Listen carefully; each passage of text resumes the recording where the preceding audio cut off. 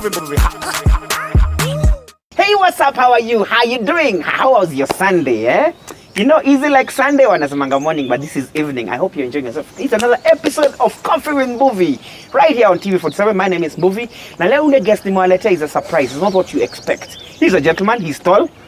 By the way, ni Mkamba. Wanasemanga, huyu jamaa lazima niambie kama Wakamba kwangi warefu. Ni mrefu, mweupe. You know, and he's won so many hats. One of them including the fact that we were more or less almost in the same university, because I was in Moi University and Maseno was part of Moi. And then he's vying for presidency. Then sijui he's done what? Then sijui alikuwa anafanya nini huko kwa bomb. I have no idea. Atatuambia leo. Ladies and gentlemen, the one and only Ben Mulwa. Karibu man, Gota. Ubo? Ni museo. Yes, ndio kamba.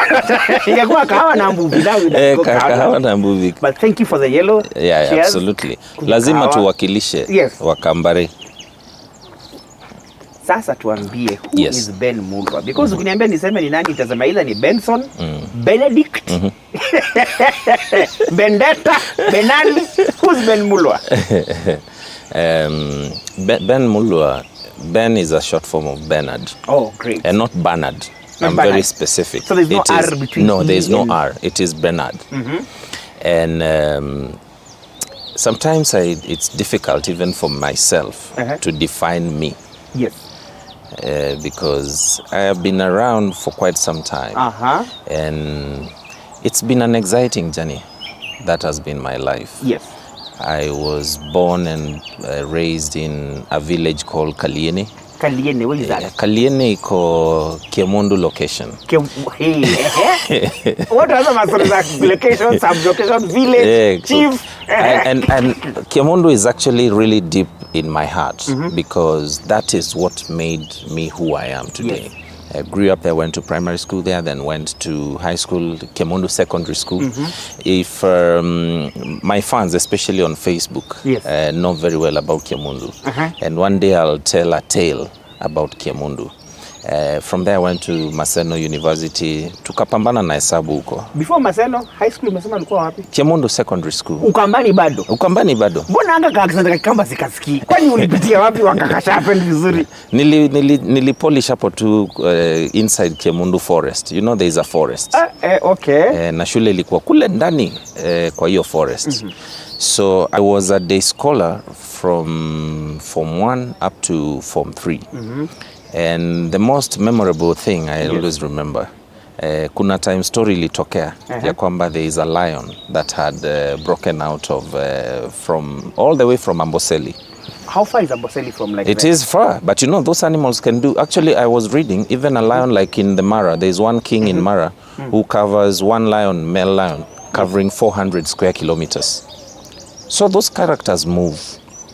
Where? 400 square kimeters. That's not a joke. That's like from here to Mombasa. Yes, like something like that.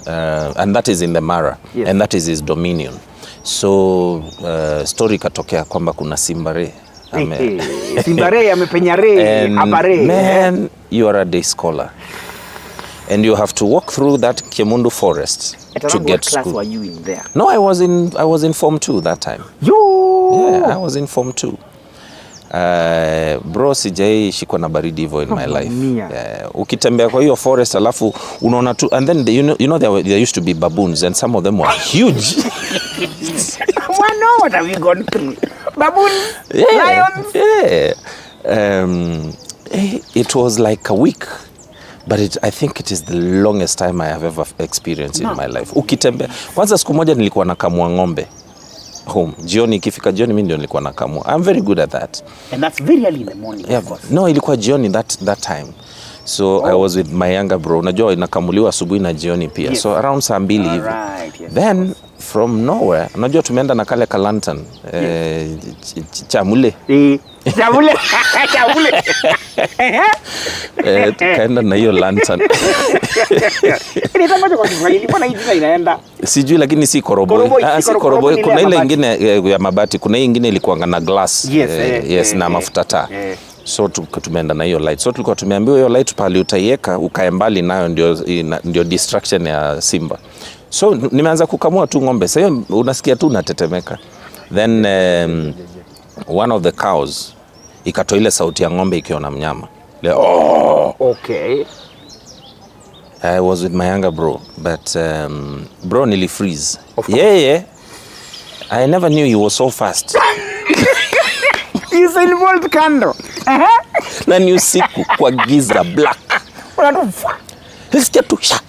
Nikasikia mlango wa nyumba imefungwa pa. Nikajua ushafika kwa. Alikusacrifice wewe. Ingekuwa wewe unaisha. Bro, yani ile kutetemeka ilikuwa hapo. Unajua ng'ombe ikitoa sound, nile seriously when it's an indicator of danger. So yes. Up to now we have never established really whether that lion was there or not. But ukitembea especially kwa hiyo forest tulikuwa tunaona hiyo footprints. Ukiangalia unaona hii si baboon na hii si dogi. Ni simba a paw this size. So so those are the exciting experiences that made. The other most exciting thing was actually tulikuwa tunatoka Chemundu na unajua ni mbali na shule iko top kwa forest kwa mlima. Alafu when I became a boarder, that is late form 3 and early form 4. Yes. Ati imagine tulikuwa tunatoka hiyo shule. Tunatembea distance ya like 14 kilometers. Ati kwenda tu kuiba maembe. Yeah, maembe tu. Hiyo season ya January February. Vijana na adventure. Yeah. Kwanza head teacher wetu unajua alikuwa anatoka Mbooni. So ikifika hiyo time tunajua hii weekend yuko area. So saa tu tunatoka na manguo. Tulikuwa tunaenda kuoshia nguo mtoni. Hatukuwa na pipe. Sisi hatukwenda ma group of schools. No group of schools. Na kuoga so ni once maji sasa unachota mob. Kwa hivyo una store maji na basin chini ya kitanda yako. Wow. So weekend ikifika ndio tunaenda mtoni kufua nguo huko alafu unachota maji mob. So sisi tulikuwa tunaenda hivyo unatoka mapema like 9 ama 10. Then tuna sneak sasa. Tunaenda tunakula maembe, tukirudi tunapitia mahali panaitwa Kivilisiani. Sasa Kivilisiani kuna nini? Huko ilikuwa tu ni chai. Na hiyo it was like a distance of about 7 kilometers from school. Imagine we used to leave school, tunaenda tu huko kukunywa chai tu. Yes. Na chapo. Yes. Alafu tunarudi shule. Kwani kakitu mlikuwa mnatoa wapi? Hapana, si wa madhe, unajua sometimes anakupatia kambao. Unajua chai ni 5 bob. Yes. Chai ilikuwa 5 bob. Yes. Chapo ni 5 bob. So ulikuwa umepatiwa kale kanoti ka 20 bob. Uko juu. That's a lot of money. Yeah, uko juu. Sasa unaenda unakunywa chai. Yani it used to be so refreshing. You have no idea. You miss those days, eh? I love those days. Najua Oshago. Hope house iko hapa. Yes. Kwenda Lu lazima utoke. Lazima uende nje. So kwa hiyo story ya Simba na imagine sasa imefika midnight. Yes. Na uko na short call. What do you do? Bro, hapo ilikuwa ngatu inabidi yani ujikaze tu mpaka morning. Wezi step out. Kwanza ukikaa unasikia madogi zimeanza kubweka so unajua Simba amekuja hizo dogi. Yeah. It used to be scary but they never established there was a lion. We never really established. Then now you went to Maseno. Yes, I went to Maseno. You made grades, went to Maseno. What were you studying in Maseno? Mathematics and statistics. Genius. Mathematics. Masavu. Our primary school math teacher alikuwa anaitanga kadhavu. Anakuita hivyo ama mlikuwa alikuwa anaita hivyo. Yeah. Kadhavu. Kadhavu. Yeah. Na alitutandika, I think that's how I got my grip on mathematics. Alikuwa anatunyorosha sana. Tulikuanga branded bana. Ukienda tu kwa games, unaona alikuwa anatuchapanga hapa. Hapa kwa calf. Maybe ni memory. Alikuwa anatutandika hapa. So ukienda games, ulikuwa you could tell kids from Kalieni Primary School. Yes. Juu hapa hivi ilikuwa ni blinds tu za black. Bana tulikuwa tunatengenezwa. But I think it was worth it because it made us who we are. So statistics Maseno. Yeah, statistics Maseno. Maseno zinaambia ulikuwa kwa Maseno sasa huko ndio life ilifunguka. So life begins at campus. But the most amazing thing is, you know, I finished high school when I was 17. Hey, you were very young. Yes, and because I got my ID much later just before I went to college. Campus. And that Thursday afternoon, it was November, I can't remember, it was the 20-something, when I left Kemundu. My last paper was history, paper 2. Yes. Hiyo afternoon, there's something that kept ringing in my mind. We had been taught that by the former BOG chairman, mzee alikuwa anaitwa Nzunga. Alikuwa ametuambia, we can do all those things in school and be all things we want. But that day, when you complete your education, yes, you will take the lonely road back to the village. I have never forgotten that. Hapo ndio reality ina hit. Sasa unakuangana maboys wako mmefanya vituko, mmefanya nini? Na by hizo vitu zote nikifanya mimi ndio nilikuanga school captain. What? I was the class prefect actually since I was the monitor since I was in nursery school. Then I was the class monitor from standard 1 to standard 6. Then when I went to standard 7, I was appointed the head boy in primary school while I was in standard 7. And there's up to 8. I was a good boy. Na yako, when you are a good boy, yako si ile I was appointed because I was the noisiest. Ndio ni nyamaza. Oh, ndio nyamaza. Yako ilikuwa ile. Yangu ilikuwa tu nile and I was the neatest. I always the cleanest in school. Gosh. No, serious. Na hiyo hata ukiangalia tuko sawa. No. Hata leadership yako ilianza ya naso by the way, ilianza ya naso. Sasa were you the tallest? When mkamba huko? No, I sprang out I think when I became a teenager. From around age 13 to I sprang out kabisa. And I remember one day my aunties had visited na walikuwa naongea tu hapo. Wameketi tu kwa veranda hapo na mbuyu na madhe.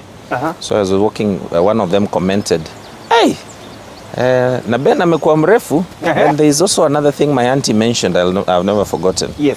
Wacha akuwe mrefu, wanaume wafupi si wazuri. Why weren't we told this thing?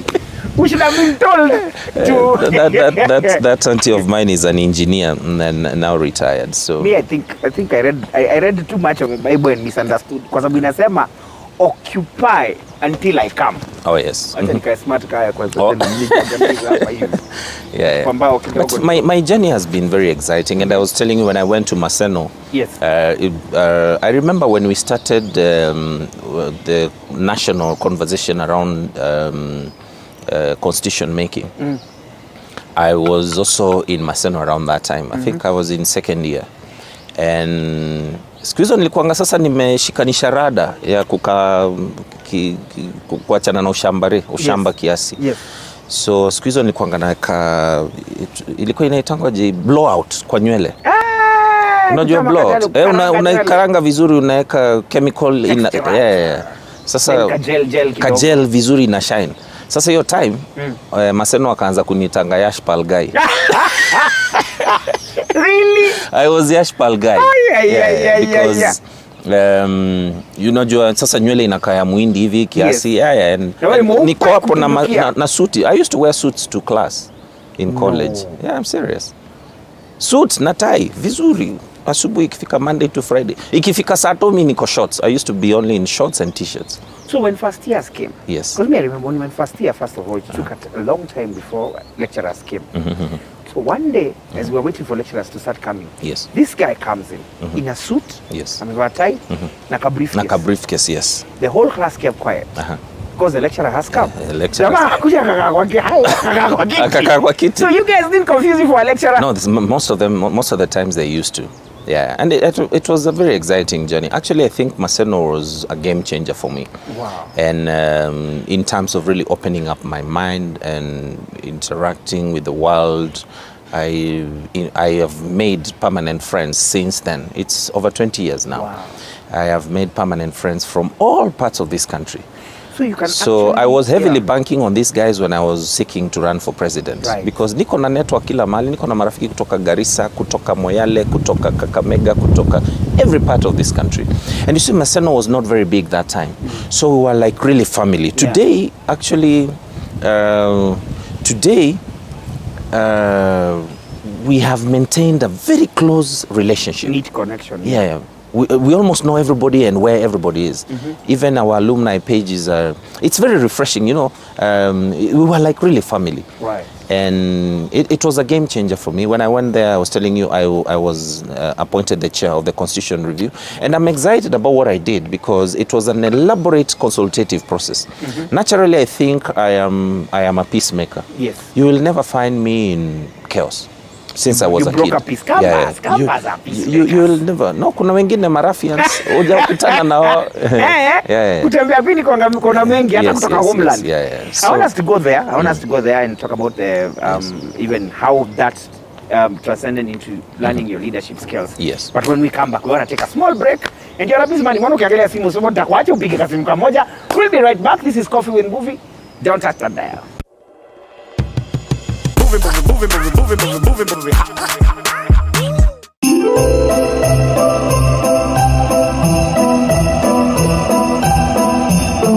Wajuao walisema kwamba jina jema hung'aa hata gizani.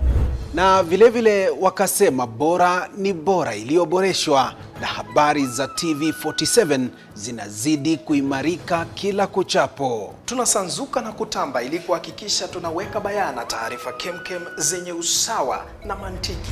Katika mida ya alasiri kabla ya jua kutua kutoka kaunti 001 na kupeperushia shina la upeo.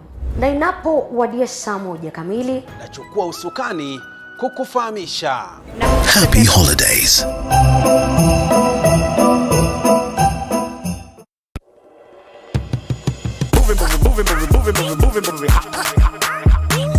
We are back on Coffee with MBUVI. My name is MBUVI na leo tuko na Ben Mula na anapiga story tamu. Busiest man on earth. He's the only person I've allowed to use their phone while they are here on set.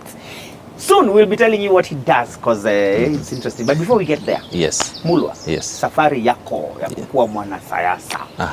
Ulianza statistics na ukakuwa mwanasiasa. You want to tell me you can actually pursue one thing in a college and then but the college opens inakufungulia? Absolutely, yeah. How would you? Now, when I was telling you, when I left Kiamundu Secondary School, that was, I was 17. Yeah.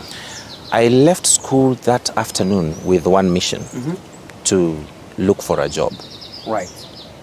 And I had my little savings. Na pia unajua madhe sometimes tulikuwa na ndizi kwa shamba. Right.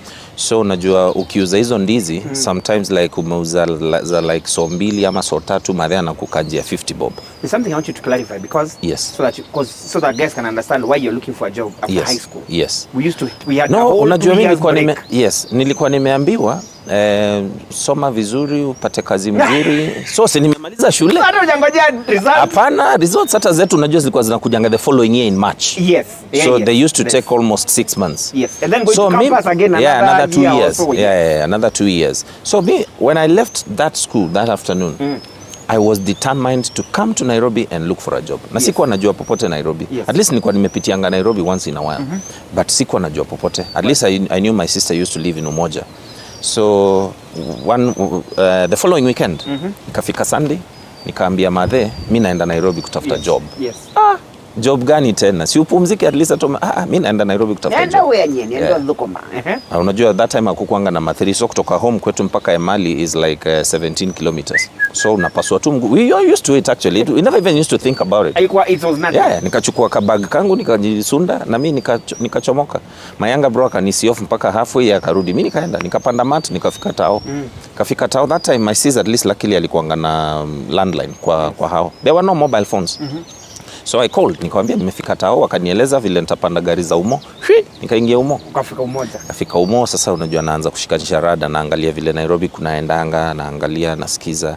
Luckily, my brother-in-law also was completing his PhD from the US. Okay. So he had a computer in the house. Smart. And it was very fascinating for me. That's actually how I learned computers. Wow. And up to now, I'm one of the finest graphics designers. At least I've done work for you, bro. Remember. Yeah, I'm a graphics designer. And many people don't know. I'm a graphics designer. Wow. I can do posters, I can do billboards, I can do artworks proper with, graphics is inborn. You have to have an eye for art. Yeah. So art is inborn. Yeah, art is in me. Art is in me. Yeah. So nikaingia Umo, nikakaa another about a week just kushikanisha rada nini. Nikaambia my sis on a Monday morning, mimi naenda tao kutafuta job. Wow. Naenda kutafuta job wapi? Mimi naenda tao natafuta job. Nikashukishwa na mat hapo hii stage ya mathri inaita bus station. Mat za Umozi na kuanga hapo. Unaita taska kitambo. Hapo. Nikashukishwa hapo. Nikaanza kutembea tu. I never knew where I was going. But much later I learned I was actually walking along Moi Avenue. Unatembea tu. Nilikuwa natembea tu nikiangalia, but my landmark was KICC. Nikiona KICC imeenda sana hivi, at least nilikuwa nimeipimanisha. Hesabu pia nilikuwa nimeijua na nilikuwa nimefanya geography. Geography. Kwa hivyo najua nikipiga kona hivi na nirudi hivi, nikifanya triangle Hypotenuse. Nikishikanisha hiyo hypotenuse. 3 squared plus 4 squared is equal to 5 squared. Yeah. So naweza rudi place nilikuwa nimetoka. So along Mwavini nikaona poster kwa kikingi ya stima. Inasema are you looking for a job? Then I was like, yes. I'm looking for a job. Are you ready to start now? Yes. Where are you located? Sonalax house basement. Yeah. Ting, mimi huyo Sonalax iko wapi? Nikafika, nikaingia basement. That's how I met a friend of mine. Since then he's been a very close friend, Gary. He used to run DS Max Promoters. Okay. Yes. Si nikaingia huko. Nikaulizwa maswali kidogo. Nikamwambia mimi niko tayari kuanza job saa hii. So akaniambia we need a copy of your ID. Nikamwambia mimi sina ID. I'm not yet 18. So itakuwaje? Nikauliza sasa what do I do? Because I want to start tomorrow. Wakaniambia do you have somebody who can guarantee you? Yes. Jioni nikaenda nikaongea na my sis nikamwambia by then nimepata job. Naanza kesho lakini I want you to come with me. Upatiane ID yako ndio mimi nianze job. Nikaingia the following day. Wacha tupige kitu inaitwa merchandising. That's how I knew Nairobi. Today hakuna kichochoro Nairobi sijui. Wow. Yeah. Ukiongea vichochoro. Nataka kuspidisha kidogo ndio nifike hii kichochoro ya Westgate. Hiyo kichochoro uko unafanya nini ukifika Westgate? By the way, Westgate has been like my favorite mall since even up to today. By the way, you'll almost always find me at Westgate. Right. So siniziara too. In fact, that day I was going there for lunch with a friend of mine called Steve, and we were just driving in when we had the first gunshot. Okay. Initially, we thought it was a robbery because you know Westgate has high-end shops. Yes. Mabanks, nini. Yeah. So wakati hiyo mlio ya risasi iliongezeka, now we were getting worried. You know, we were still sitting in the car. Right. So we felt like maybe these guys are trying to escape from hiyo side ya Peponi Road towards where Nakumatt UK used to be. Right. So Steve akatoroka. Yeye alienda rooftop. Alikuwa amebeba rafiki yake mwingine hapo nyuma, yeye akaingia basement. Right. Mi nikafikiria hii ni wezi tu anatoroka. So mi nikajificha tu hapo kando ya magari hapo. Bro, I'm telling you, when I saw that guy, he was wearing a light blue shirt, carrying an AK-47 and with bullets strapped around his body. That's when it hit me that, damn. This is beyond the ordinary. But now, ni Mungu tu. This guy aimed at me and I was like 4 meters away from where he is. And the bullet actually just grazed my head and hit the wall behind me. I was just nimejificha tu kwa kaukuta hapo. Hit the wall. The ricochet is actually what hit me on the knee. Yes. Yeah. Yani ni Mungu tu. No, ilifika. I remember, I don't know whether I cried out loud but I remember when he fired that shot. I remember I just cried out to God and I was like, oh my God. Then everything went black. And you know, initially I was in a squatting position. Yes. So nikajiangusha chini. Right next to me there's a security guard. Unaona vile tumeketi na wewe? There was a security guard who was shot in the head right in front of me. Yes. So unajua ameanguka hapo. Na mimi niko hapa na tumeseparatiwa tu na kamaua about the size of this table. Yes. So I fell down na nikakaa quietly hapo. So from the side of my eye, I could see the guy moving up. So they came in 2 of them. One of them went to the basement and the other one went up where now they killed a lot of kids and it was nasty. So you saw this security guy actually? He was shot right in front of me. And he died on the spot. Did life flash through your life? Yeah, you know, it was like, you know, everything was happening so fast. You can't even tell what that was about. So I couldn't tell where I had been shot. And I couldn't tell whether I had been shot or not. So wakati, when the gunshots faded, you could hear now the screams from the rooftop and from the basement as they continue shooting people. That's when I heard somebody calling out from outside the mall, asking people to walk out of the mall with their hands raised up. Right. Later I learned it was help. Some help had arrived. But mi nikanyamaza tu hapo because now I wasn't sure that somebody is tricking us to stoke tena tupigwe marisasi. So after I saw, unajua nimelala flat. Sasa I had a lot of mud on my face pale nilikuwa nimelala, kulikuwa kumenyesha the previous night. So ndio nikaona watu wameanza kutomoka, hata wengine walikuwa bado ndani ya magari wanatoka wakiwa wameinua mikono wakitoka.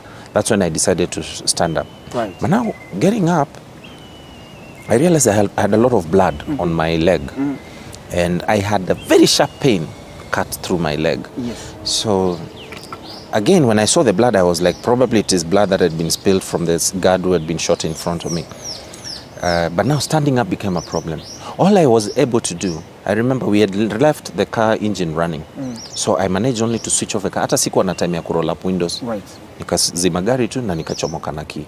So I was now limping towards the gate. Kufika hapo ndio nikaona some guys who had arrived. They're amazing guys. God forever bless them. From the social league, right. the Asian community. They have a very well coordinated social welfare system, security response nini. Yes. So kufika hapo, one of them approached me quickly, akaona vile nimeumia, so akanishikilia, akaniweka kwa gari yake. Today it is my best friend. His name is Nirav Shah. Wow. I met him 1 year later during the memorial. Yes. Because I could remember his face. After Westgate, we never got to know each other. I'll also forever be grateful to MP Shah. Those guys, it's like they were waiting for something like that to happen. You have no idea the military precision with which they managed to attend to us. Nilifikishwa haraka haraka, nimewekwa kwa wheelchair, nimekimbizwa hiyo trauma room, wakaangalia, wakanidunga sindano, the pain went down. Yes. They assessed the wound, wakai clean haraka haraka, nimepelekwa x-ray. I'm telling you, it was like computerized. The efficiency those guys showed us, I've never seen anything like that. And that really saved a lot of lives, because almost 80% of the victims from Westgate were taken to MP Shah. Wow. They were really strained in down. terms of capacity. Yeah, but there's the team leader, a lady called Dr. Hadika Shah. God bless her forever. She was thorough, and she was on her feet the whole day and the whole night until the following morning. It was amazing. But I thank God. He has a reason why, for why he saved my life, because I was not any special than any of the people who lost their lives there. Yeah. I'm trying to wonder, that trauma, yes, all those happens. Did it affect how, like, when you go out to places, public places, how you perceive? How did you handle that? It was very bad for me, especially loud sounds. Yeah. The worst that I know is it took me a very long time to be able to withstand the sound of a gunshot.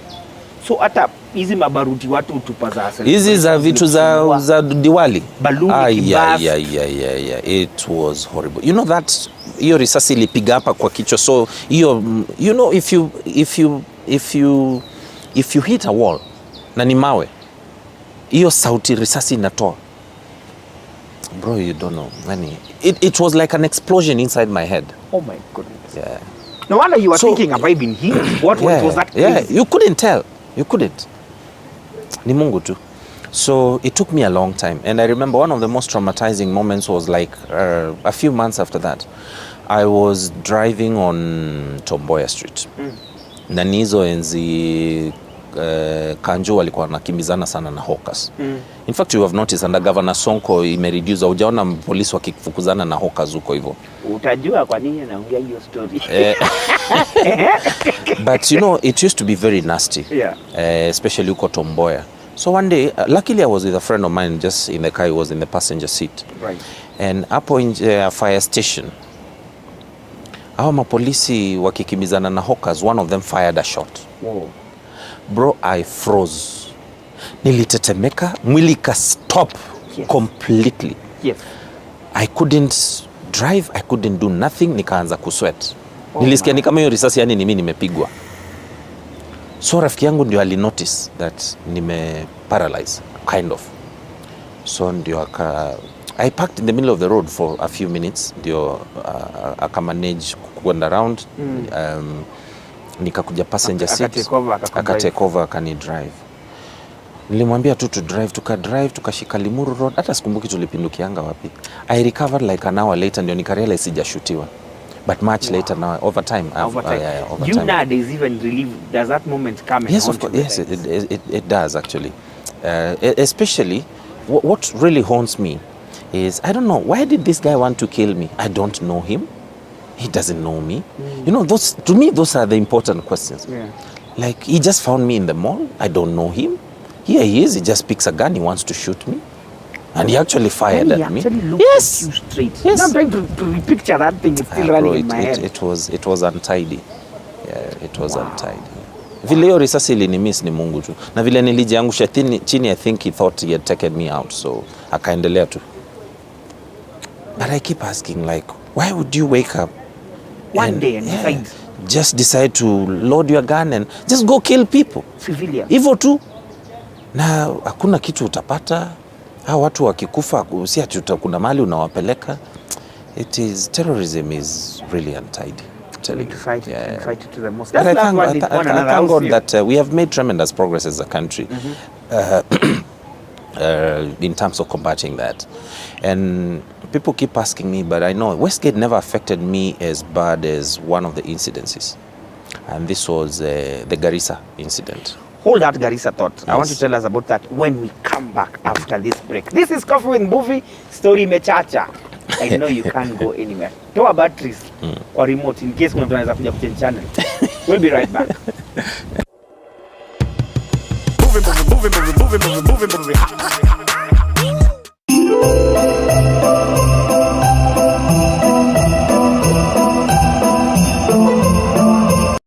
Wajuao walisema kwamba jina jema hung'aa hata gizani.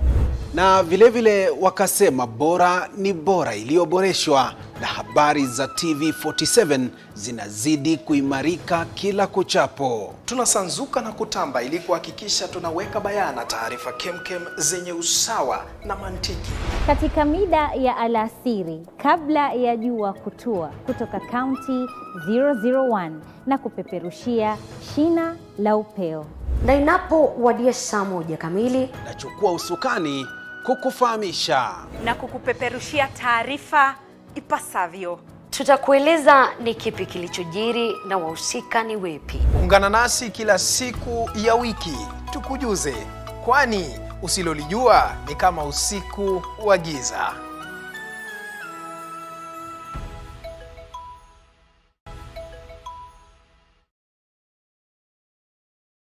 If we had not gone into PPEs right now, we wouldn't be having this opportunity to tell the story of how equity helped the local sector. There's a lot more that we can do locally. Let's explore and let's see what we can do. Equity. Bega kwa bega. Wajuao walisema kwamba jina jema hung'aa hata gizani. Na vilevile wakasema bora ni bora iliyoboreshwa, na habari za TV47 zinazidi kuimarika kila kuchapo. Tunasanzuka na kutamba ili kuhakikisha tunaweka bayana taarifa kemkem zenye usawa na mantiki. Katika mida ya alasiri kabla ya jua kutua kutoka kaunti 001 na kupeperushia shina la upeo. Na inapowadia saa 1 kamili, Nachukua usukani kukufahamisha na kukupeperushia taarifa.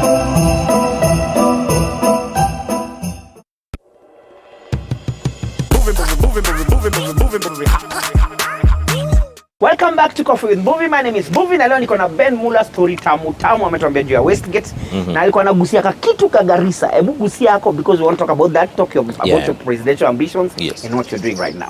Tell me about Garissa. No, you know, Garissa I think came 2 years after Westgate, almost 2 years.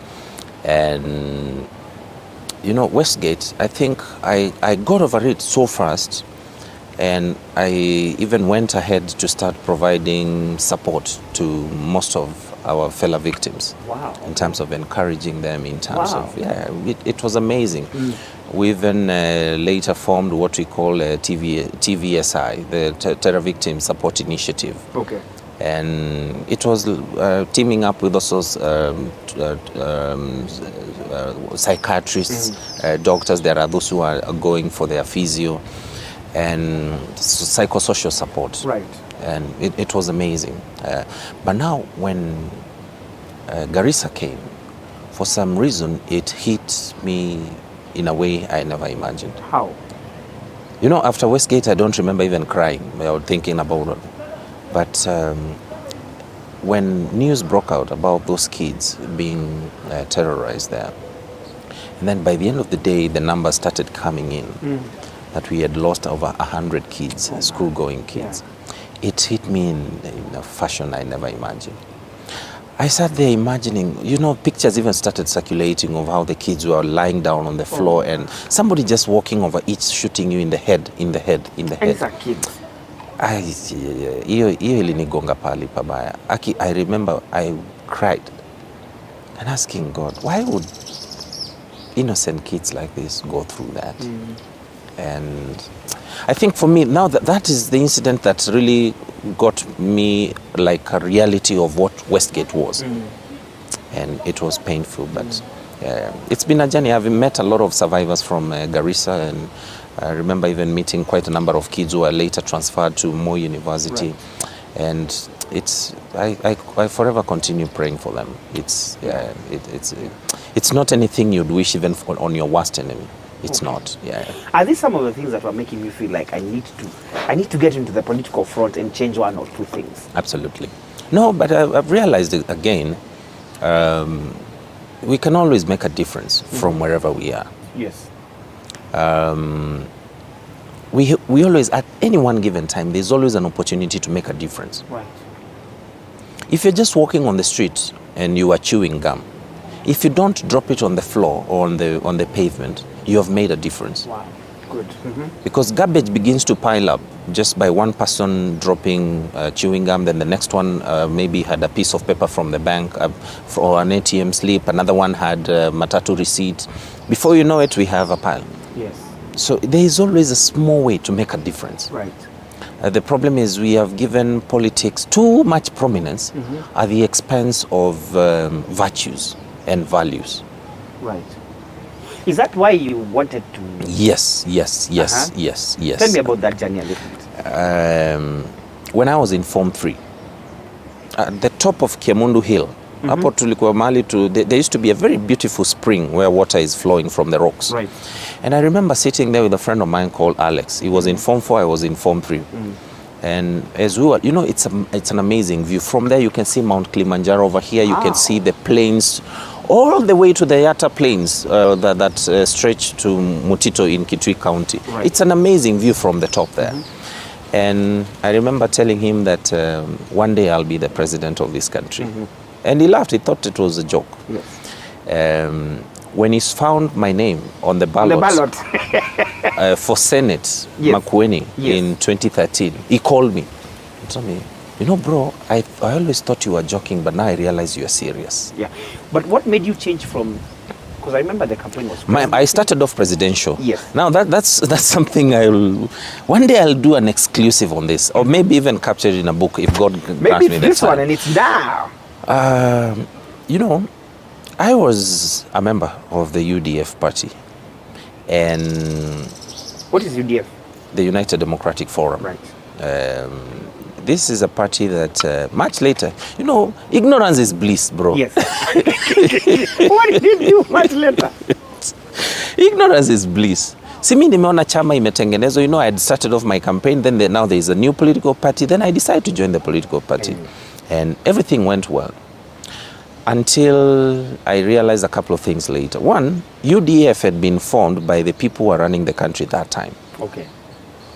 At the front line is a gentleman called Professor Nick Wanjohi. He was one of the Kibaki's, I think he was Kibaki's private secretary. And there was also, these people, they call the system. The system. Sasa Mudavadi was in ODM. Yes. Then he insisted on they must go for the party primaries across all the 47 counties. So I think that was not agreeable to the party leader then, Raila. They insisted that primaries itafanyika Nairobi, Kasarani, one convention. So Mudavadi left ODM. And then he came and joined UDF. So we were excited, we welcomed him. And when he came to UDF, we told him that you also believe in democracy, and I know it's the same that you believe in. Yes. So we're also going to do party primaries in all the 47 counties. Wow, smart, kumbe hapo ndio mambo ilianza kuharibika. Kuna mambo mingi siwezi kutaka kusema, but yes. It reached a point it became risky and dangerous. And I remember that time the registrar of political parties, my name was actually removed from the roll, the register of the party members. Wow. So I had mobilized. Nilikuwa nimemobilize, nilikuwa na mafans. So nimemobilize vijana twende tupige makelele hapo kwa registrar. So akaniambia, Mulo, you know you're a young man. You're like my son. Yes. Lucy Ndungu was the registrar of political parties then. You're like my son. You have a long way to go. Don't start fighting these people. And I heeded her advice. So I called back my troops. Niko na team loyal. Mpaka leo. I called back my troops and we agreed, let's shelve this for now. Look for something else. So we agreed and we settled on running for Senate here in Nairobi. Right.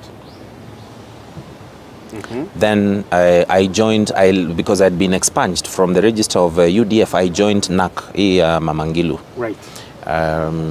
When I went there and we met, and she's been a very supportive and she's an amazing woman. We agreed I'm running for Nairobi Senate and she was running for Kitui Senate then.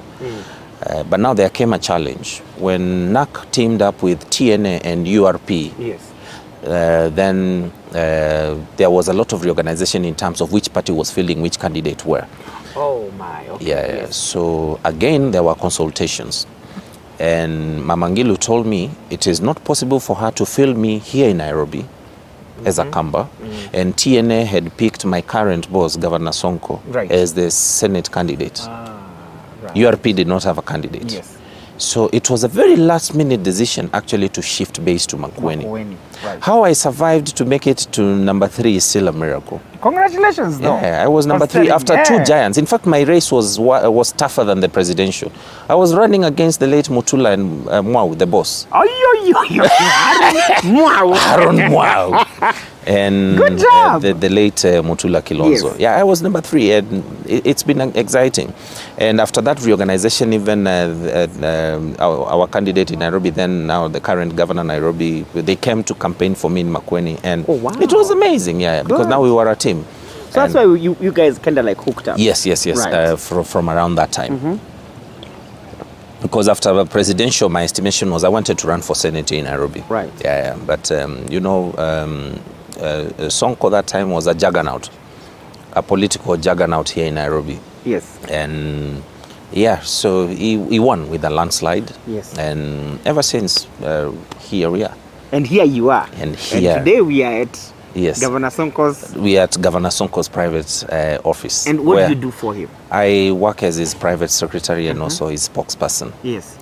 And it is something that I'm very passionate about. I think it is one of the greatest honors I have ever been granted in my life. Yes. To work for the Nairobi Governor. He is a huge personality on his own. Yes. And by being the governor of the largest county in this country by population and by economy, and Nairobi, is the heart of Kenya. Yes. All Kenyans from every corner of this country are here.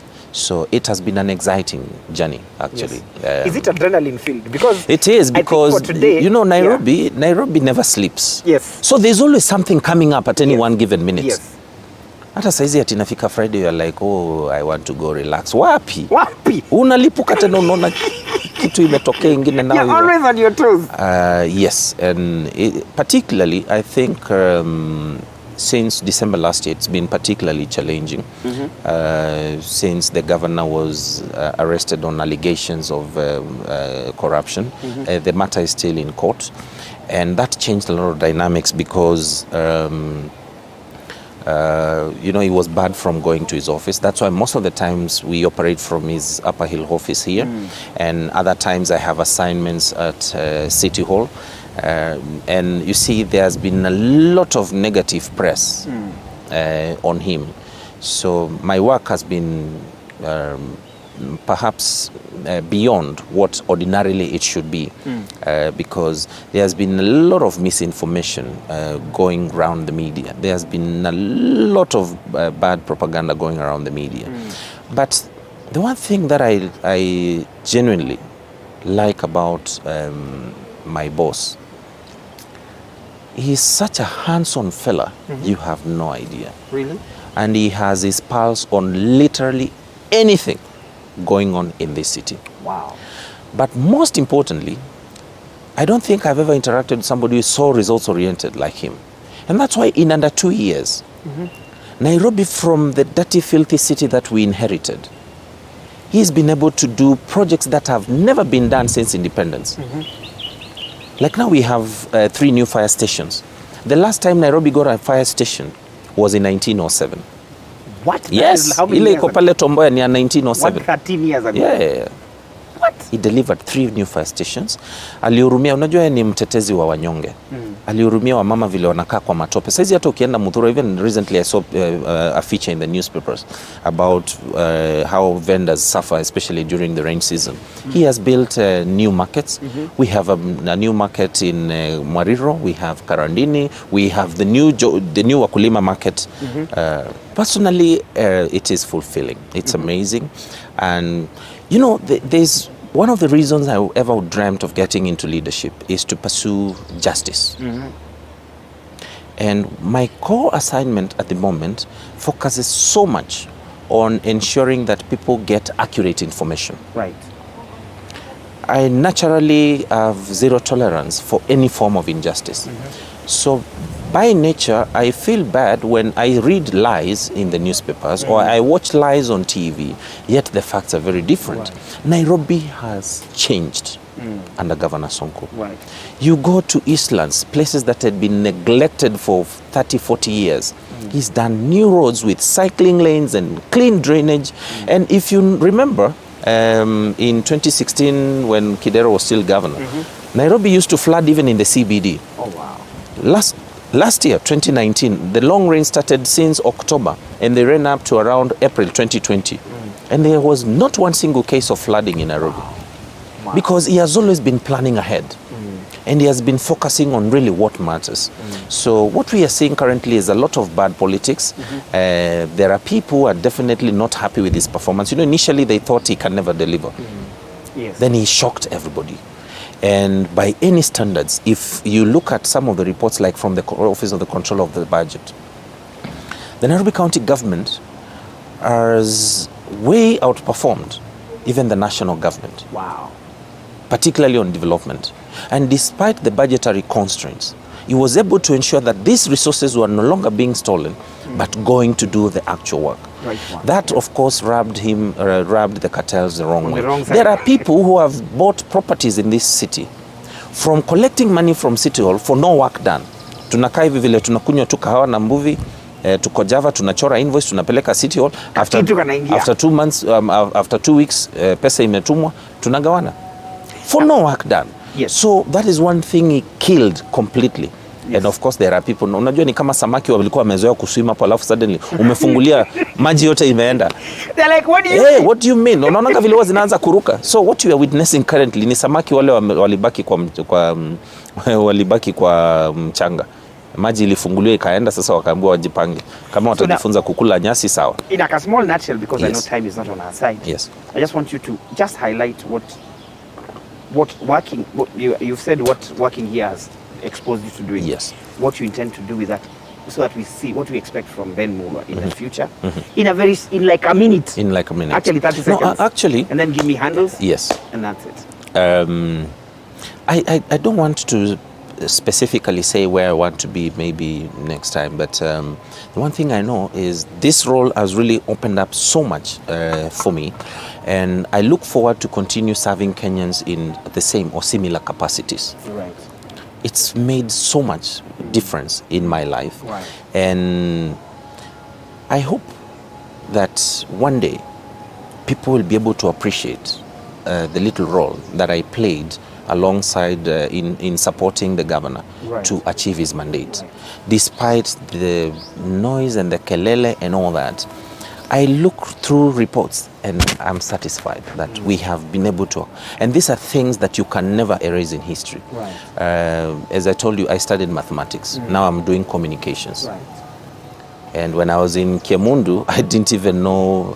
Actually, I wanted to be an architect when I was growing up. Right. So only God knows where. Only God knows. Yeah. And now for people to follow you, tell them what your handles are so that they can keep following. Everything about me is just Ben Mulwa. Facebook is Ben Mulwa. Twitter is at Ben Mulwa. Instagram is Ben Mulwa. What else? Any other handle that you have? Hata WhatsApp ni Ben Ben Mulwa. Mulwa. Hata WhatsApp ni Ben Mulwa. It's been fabulous today. Thank you for coming, Ben Mulwa. Thank you so thank very you for much. us coming. Yeah, thank you, It's been thank a you so beautiful much. interview. We've enjoyed ourselves. A little different from what we normally do, and that's it about Coffee with Movie. Absolutely. We'll meet whoever you want us to talk to and have a feel of who they are, how they pulsate. From us, we want to say good evening. Hope you enjoyed the show. We'll be back next week with more scintillating show from Coffee with Movie, Dr. Movie. See you next week.